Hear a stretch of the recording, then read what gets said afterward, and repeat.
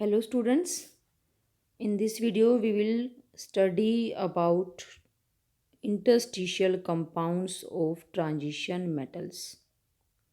Transition metals की या हम कहेंगे ट्रांजिशन एलिमेंट्स की हमने काफ़ी सारी प्रॉपर्टीज़ की हैं जो उनकी यूनिक प्रॉपर्टी हैं या फिर हम कहें कि उनकी स्पेशल प्रॉपर्टीज़ हैं।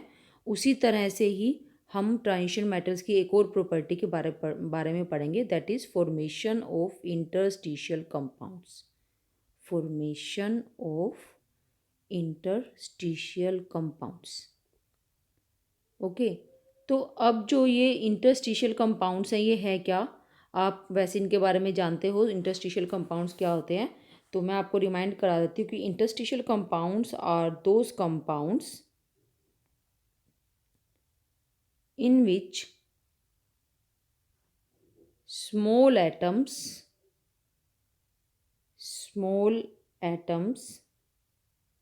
get trapped in the crystal lattice of metals।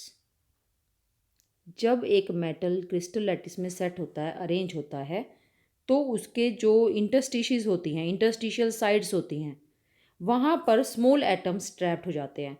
और जो वो स्मॉल एटम्स हैं वो कौन से हैं? Carbon, hydrogen, nitrogen and boron. Mainly ये स्मॉल एटम्स हैं जो कि जब ट्रांजिशन मेटल्स अपनी क्रिस्टल लैटिस में अरेंज हो रहे होते हैं, उनके जो एटम्स हैं वो क्रिस्टल लैटिस में अरेंज हो रहे होते हैं, तो उनके बीच में जो होल्स रह जाते हैं, वैकेंसीज होल्स रह जाते हैं, या हम कहें कि इंटरस्टिशियल साइड्स रह जाती हैं, वहाँ पर ये स्मॉल एटम्स ट्रैप्ड हो जाते हैं। तो इस तरह से जो कंपाउंड्स बनते हैं उन्हें हम इंटरस्टिशियल कंपाउंड्स कहते हैं। तो आपको इनके बारे में कुछ स्पेशल चीज़ें जो है, स्पेशल पॉइंट्स जो हैं वो याद रखने हैं। एक तो these are also known as non stoichiometric compounds. Non stoichiometric compound जो जिनको कि हम एक सिंपल केमिकल फॉर्मूले से रिप्रेजेंट नहीं कर सकते हैं। ठीक है, इनके जो फार्मूलाज हैं वो सिंपल केमिकल फार्मूलाज नहीं हैं, इसलिए इनको नॉन स्टोशियोमेट्रिक कंपाउंड्स भी कहते हैं। एक ये भी है कि इनको हम ट्रू कंपाउंड्स भी नहीं कह सकते। Are not to be treated as true compounds. ठीक है, इनको हम ट्रू कंपाउंड्स भी नहीं कह सकते हैं। जो इंटरस्टिशियल कंपाउंड्स हैं उनको हम ट्रू कंपाउंड्स भी नहीं कह सकते हैं। बिकॉज क्यों नहीं कह सकते?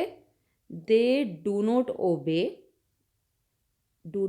या do not follow laws of chemical composition. आपने लॉज ऑफ केमिकल कम्बिनेशन पढ़े हैं। ठीक है, तो उन लॉज के अकॉर्डिंग इनकी फॉर्मेशन नहीं होती है, इसलिए इनको हम ट्रू कंपाउंड्स भी नहीं कह सकते हैं। ठीक है, और इनके जो इनकी प्रॉपर्टीज़ हैं, तो जैसे मैं आपको ये इनके मेन पॉइंट्स के बारे में बता रही हूँ, तो साथ साथ इनकी प्रॉपर्टीज़ भी बताती हूँ। तो इनमें एक आपको ये याद रखना है कि कार्बन के साथ जो कंपाउंड्स बनेंगे मेटल्स के, उन्हें हम कार्बाइड्स कहेंगे। ये तो आप जानते ही हैं, ऑक्सीजन के साथ जैसे ऑक्साइड्स है, हाइड्रोजन के साथ हाइड्राइड है, वैसे ही कार्बन के साथ कार्बाइड है, हाइड्रोजन के साथ हाइड्राइड, नाइट्रोजन के साथ nitrides and with boron they are known as borides. ठीक है, तो ये कंपाउंड्स जो कार्बन, हाइड्रोजन, नाइट्रोजन या बोरोन के साथ ट्रांजिशन एलिमेंट्स बनाते हैं, उन्हें हम इस तरह से बुलाते हैं, कार्बाइड्स बनाते हैं। मतलब एक तरह से ये उनकी कंपाउंड्स जो हैं उनका एक ग्रुप हो गया, carbides, where transition elements form compound interstitial compound with carbon, hydrides where transition elements form interstitial compound with hydrogen, इस तरह से नाइट्राइड्स और बोराइड्स। ठीक है, अब होता क्या है कि कैसे ये ट्रैप हो जाते हैं। आपने एक्चुअली सॉलिड स्टेट में आपने पढ़ा है कि किस तरह से क्रिस्टल लैटिस में मेटल्स जो हैं, मेटल के पार्टिकल्स हैं, कैसे वो अरेंज होते हैं और पूरी मेटल की क्रिस्टल लैटिस तैयार होती है। जैसे कि हमारी ये मेटल हैं, अगर तो जब ये मेटल्स के पार्टिकल्स साथ साथ रखे जाते हैं, इनकी अरेंजमेंट होती है पहले वन डायमेंशन में, फिर टू डायमेंशन में, तो आप जानते हैं कि ये जो साइड्स हैं इनको हम क्या बोलते हैं? या तो हम इनको बोलते हैं होल्स, ये जो वैकेंट प्लेसेस हैं, या हम इनको बोलते हैं इंटरस्टिशियल साइट। यही बोलते हैं। तो ये जो हमने कहा हमारे जो ये स्मॉल एटम्स हैं कार्बन, नाइट्रोजन, हाइड्रोजन या बोरोन, ये इसी इंटरस्टिशियल साइट पर, it is T note D, इसी इंटरस्टिशियल साइट पर ये ट्रैप हो जाते हैं। ये तो मैंने आपको 2 डायमेंशनल अरेंजमेंट बताई है। 3 डायमेंशन में 2 टाइप की होल्स बनते हैं।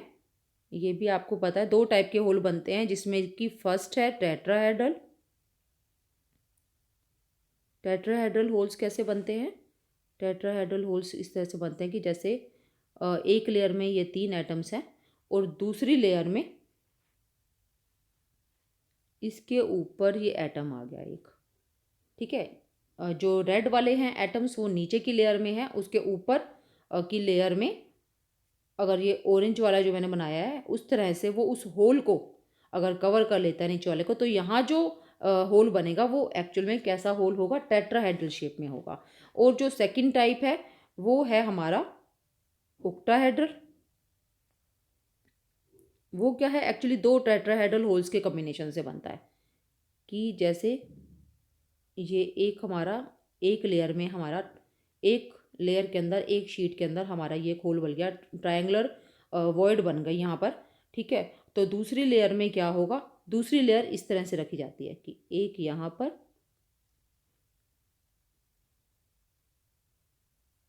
और 2 यहाँ पर, इस तरह से hole over hole. Tetrahedral void के ऊपर, सॉरी ट्रायंगुलर वॉइड के ऊपर दूसरी ट्रायंगुलर वॉइड आ गई, तो ये जो यहाँ पर बनता है this is octahedral site hole, ठीक है। तो ये भी आपको पता है 4n एटम्स। अगर हमारे जो मेटल है, क्रिस्टल लैटिस है, हमारी क्रिस्टल लैटिस में n एटम्स हैं, तो n एटम्स के लिए there are 2n tetrahedral holes, tetrahedral holes या tetrahedral voids and n octahedral voids. ये आप जानते हैं कि अगर total number of atoms in the crystal lattice are n, then there will be equal number of octahedral voids but double the tetrahedral voids, है ना। तो इस तरह से जब voids हैं इतनी सारी क्रिस्टल लैटिस के अंदर और हमारे पास जो एटम्स हैं इस कार्बन, नाइट्रोजन, हाइड्रोजन या बोरोन, इनमें से कोई भी एटम वहाँ पर ट्रैप हो सकता है और जो उसका साइज़ है उसी के अकॉर्डिंग वो क्रिस्टल उसी के साइज़ के अकॉर्डिंग ही वो वॉइड को चूज़ करेगा वहाँ पर जाने के लिए, ठीक है। अगर छोटा एटम है तो वो छोटी वॉइड में जाएगा, बड़ा एटम है तो वो बड़े साइज़ की वॉइड में जाएगा। इस तरह से वो उसमें ट्रैप हो जाते हैं और इंटरस्टिशियल कंपाउंड्स बनते हैं।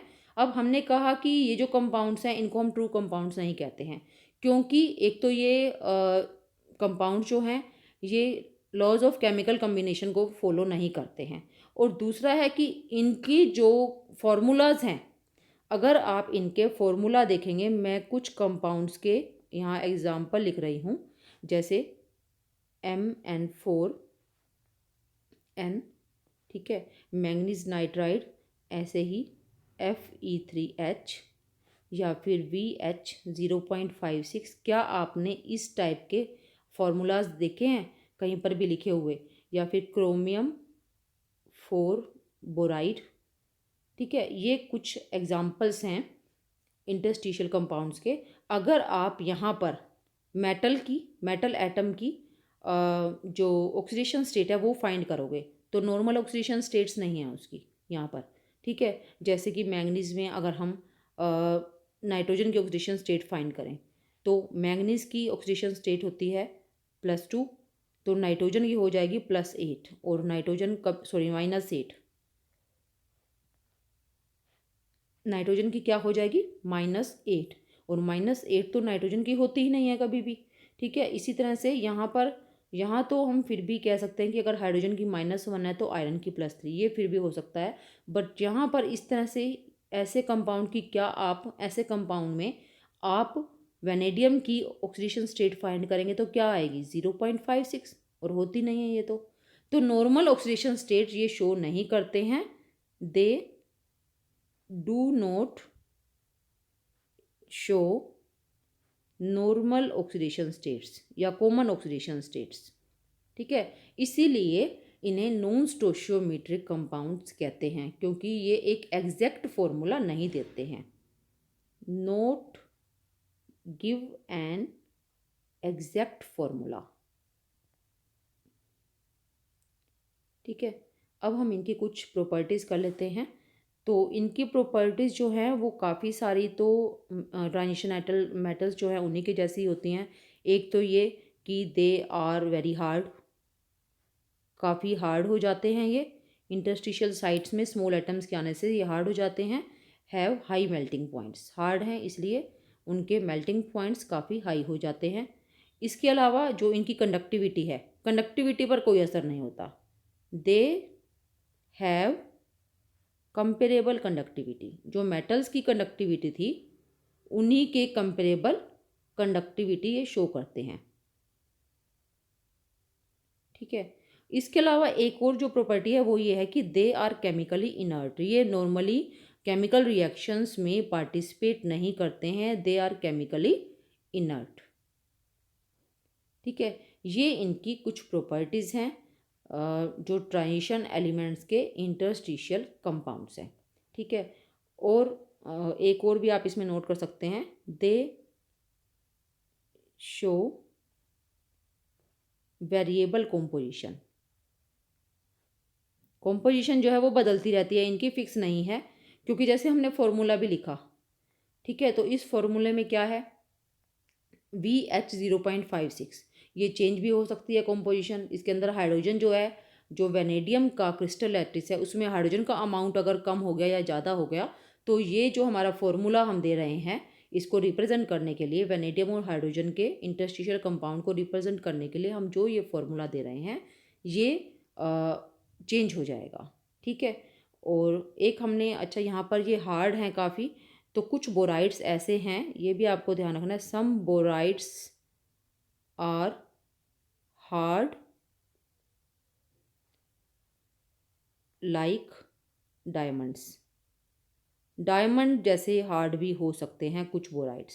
सम बोराइड्स, आर की जगह आप मे भी कर लीजिए, some borides may be hard like diamonds. ठीक है, ये है इंटरस्टिशियल कंपाउंड्स की प्रॉपर्टीज़। इसके बाद हमारे पास जो एक और प्रॉपर्टी रह जाती है, last but not the least transition elements की, वो है alloy formation. You know very well what are alloys. Alloys क्या हैं? एलॉयज जो हैं एक्चुअल में क्या है, सॉलिड मिक्सचर्स है। एलॉयड्स आर सॉलिड मिक्सचर्स, और ये बनते किसके हैं, या तो मेटल्स, मेटल विद मेटल्स। ठीक है, एक मेटल दूसरी मेटल्स के साथ बनाता है सॉलिड मिक्सचर। ठीक है, या फिर metal with non metals. Means इसमें एलॉय में एक तो मेटल होगी ही होगी, उसके साथ नॉन मेटल्स या दूसरी मेटल्स के सॉलिड जब मिक्स हो जाते हैं, ठीक है, तो बन जाता है एलॉय। इसमें होता क्या है कि अगर ये हमारे पास कुछ जैसे कि क्रिस्टल लैटिस है, या हम कहेंगे मेटल की लैटिस है। ठीक है, ये एक मेटल की लैटिस है, इसके अंदर दूसरी मेटल की जो पार्टिकल्स हैं या दूसरे मेटल एटम्स हैं वो बीच बीच में आ जाते हैं रैंडमली कहीं पर भी, तो ये हमारा बन जाता है क्या, एलॉय। ठीक है, तो आप देख रहे हो कहीं पर भी रैंडमली, कोई फिक्स पोजीशन नहीं है। ठीक है, एक मेटल का लैटिस है, उसके अंदर दूसरे मेटल के एटम्स आ जाते हैं कहीं कहीं पर। वो क्या करते हैं, जो हमारी ओरिजिनल मेटल है उसके पार्टिकल्स को, एटम्स को उस उनकी साइड से हटा देते हैं और उनकी जगह ले लेते हैं। तो ऐसा कब हो सकता है, अगर कोई एक पॉइंट है आपके पास, एक ये प्लेस है, ठीक है, इस प्लेस की जगह पर इसको हटाकर कोई दूसरा कब इसकी जगह ले सकता है, क्योंकि सिर्फ ये इस तरह से नहीं है, ये पूरा ऐसे अरेंज है। ठीक है, इसकी जगह फिक्स है, तो इसको हटाकर कोई दूसरा कब इसकी जगह लेगा और क्यों इसमें सेट हो जाए, वो तभी ये इसकी जगह ले सकता है when other atom has comparable size.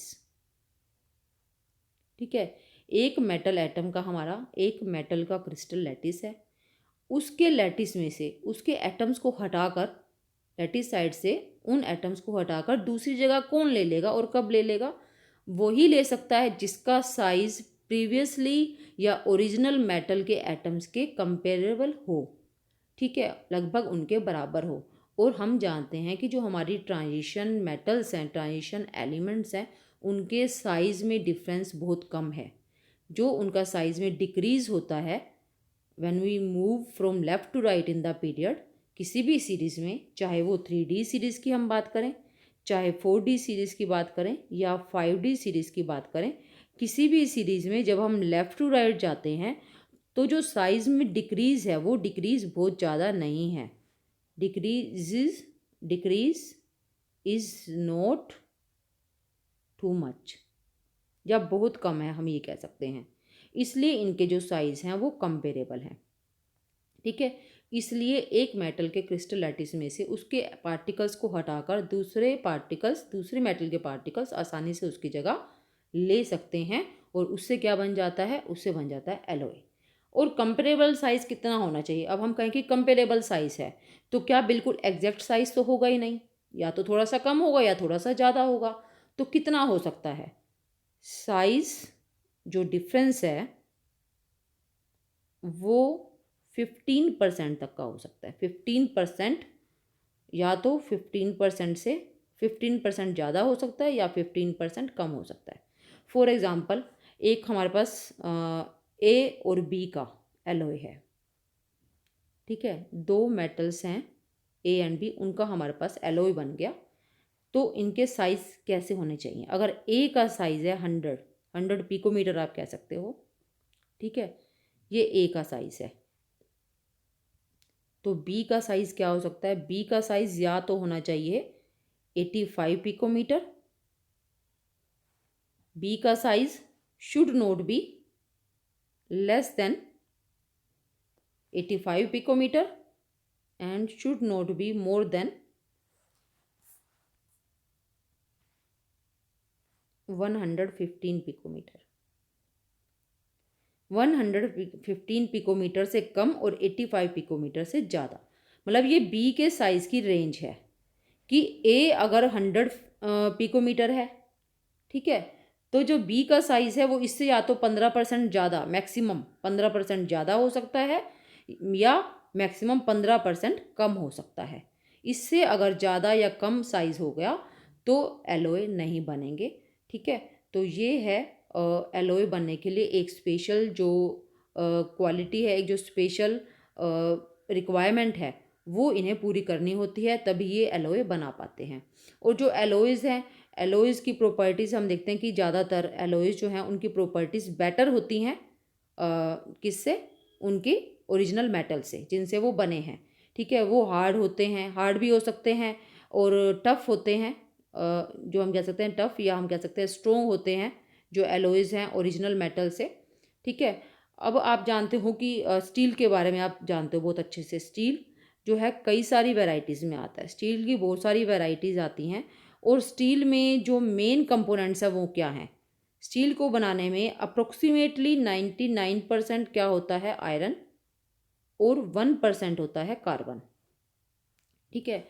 लेकिन जो स्टील की वैरायटीज़ हैं और साथ में मतलब अप्रोक्सीमेटली बताया मैंने, अब ये तो 100% हो गया, थोड़ा सा अमाउंट वेरी कर सकता है, और साथ में अदर मेटल एटम, कोई भी दूसरा मेटल एटम यहाँ पर आ सकता है, ठीक है। कोई भी दूसरी मेटल हो सकती है इनके साथ स्टील के अंदर। तो स्टील की अलग अलग वैरायटीज़ हमें मिलती हैं, और अलग अलग वैरायटी कई तरह की होती हैं। और ये अदर मेटल एटम्स क्या हो सकते हैं? ये हो सकते हैं क्रोमियम, ये हो सकते हैं मैंगनीज, ओके, ये हो सकता है मोलिब्डेनम, कुछ भी इनमें से हो सकता है निकल। वैरायटी ऑफ स्टील बनाने के लिए iron plus carbon as well as any of these metal मिलाकर स्टील बनाया जाता है, ठीक है। और स्टील हम जानते हैं कि उसकी शाइन कितनी ज़्यादा हो जाती है, और वो जो है रस्ट रेजिस्टेंट भी हो जाता है। अगर हम प्योर आयरन लेते हैं तो वो रस्ट प्रोन टू रस्ट है, उस पर आसानी से जंग लग जाता है। लेकिन अगर जो स्टील है, चाहे उसमें 99% आयरन है, तो भी वो क्या है, उस पर रस्ट नहीं लगता है, ठीक है, अगर अच्छी क्वालिटी का स्टील है तो। इसी तरह से और एलॉयज़ भी हैं। ये तो हमने देखा कि ट्रांजिशन मेटल एटम्स की एलॉयज़ हैं आपस में, ठीक है, और उसका रीज़न मैंने आपको बताया क्या है रीज़न, तो एक बार दोबारा से बता देती हूँ। रीज़न या cause for formation of alloys, alloys ये बनाते हैं, उसका रीज़न क्या है, उसका रीज़न है comparable size, comparable size and other characteristics. Size के साथ साथ दूसरी जो करेक्टरिस्टिक्स हैं किसकी, ट्रांजिशन एलिमेंट्स की,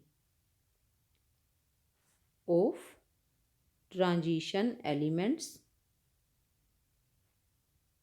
help them to form alloys, ठीक है। और एलॉयज़ क्या है, एलॉयज़ आर सॉलिड मिक्सचर्स, ठीक है। एक्चुअली करते क्या है कि मेल्ट करते हैं दो मेटल एटम्स को प्रॉपर रेशो में लेकर, उनको मेल्ट करते हैं, मेल्ट करने के बाद उनको मिक्स कर देते हैं, और मिक्स करके अच्छे से मिक्स कर देते हैं और उनको छोड़ देते हैं सेट होने के लिए। और जब वो सेट हो जाता है, सॉलिडिफाई हो जाता है, तो हमें क्या मिल जाता है, हमें मिल जाता है एलॉय।